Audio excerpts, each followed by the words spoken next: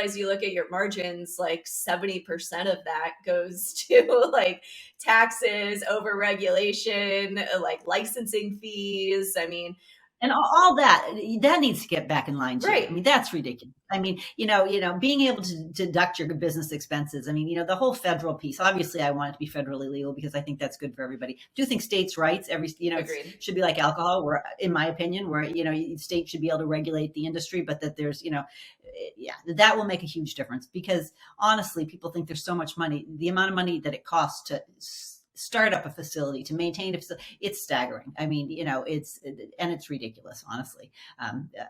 So that whole the way it's that part of it is ridiculous, is true. But and the other piece was the greed and the fear.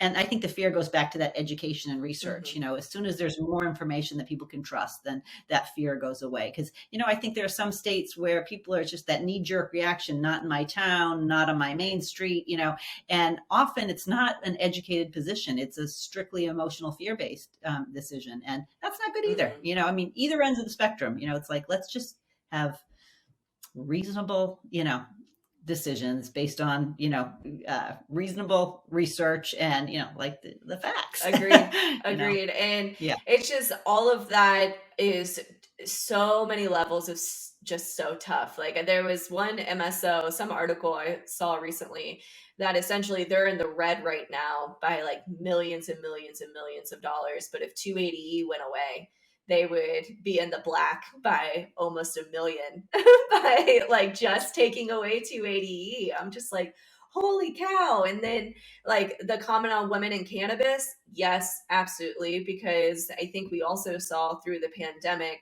I think there was a drop in, I want to say 20 or 30% of women in leadership, cannabis leadership roles through the pandemic. And it's just absolutely neat. I mean, it's a female plant, it's female energy.